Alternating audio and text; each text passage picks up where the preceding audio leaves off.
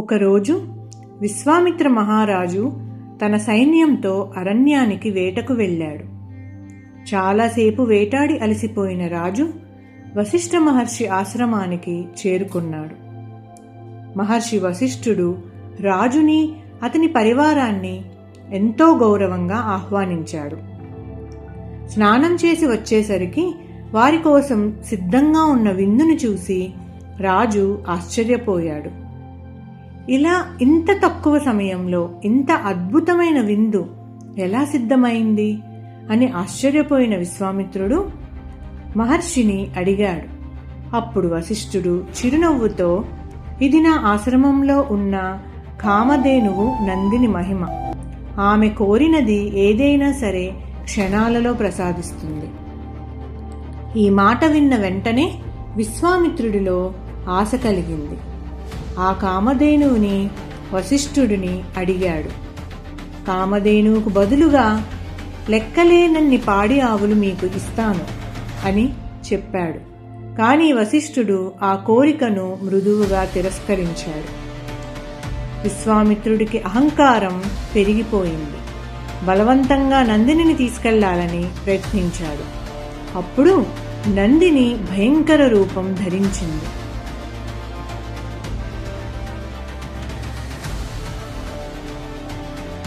ఆమె శరీరం నుండి వేలాది యోధులు పుట్టి విశ్వామిత్రుడి సైన్యాన్ని నాశనం చేశారు.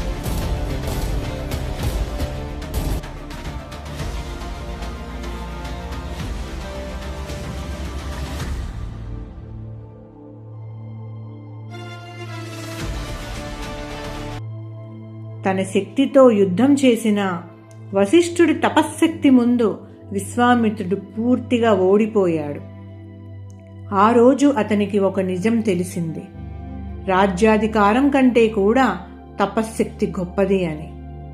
ఆ ఓటమి విశ్వామిత్రుడి జీవితాన్ని మార్చేసింది.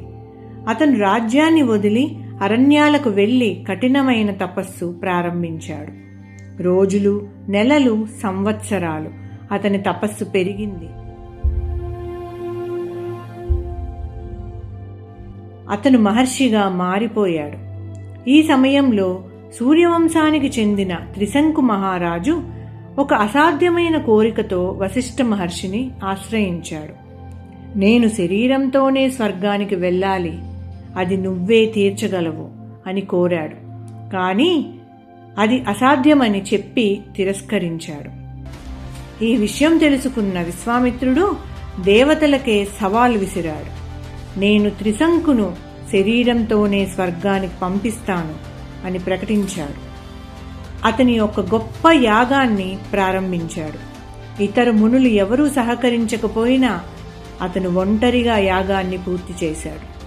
తన తపశ్శక్తితో త్రిశంకును ఆకాశంలోకి పైకి పంపించాడు.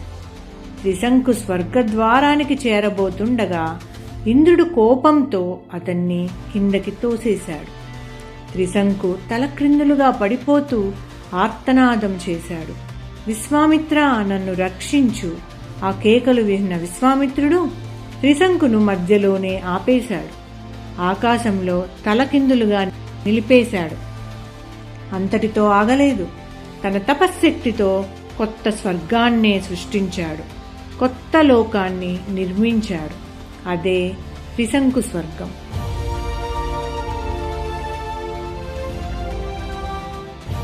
ఈ దృశ్యం చూసిన దేవతలు భయపడిపోయారు. ఇంద్రుడు విశ్వామిత్రుడి దగ్గరికి వచ్చి త్రిశంకుకు స్వర్గంలో స్థానమిస్తానని మాట ఇచ్చాడు. దాంతో విశ్వామిత్రుడు తన సృష్టిని ఆపేశాడు. త్రిశంకు చివరికి స్వర్గానికి చేరుకున్నాడు. ఈ కథ నుంచి మనం నేర్చుకున్నది, అహంకారం నాశనానికి దారితీస్తుంది, కానీ సంకల్పం అసాధ్యాన్ని కూడా సాధ్యం చేస్తుంది.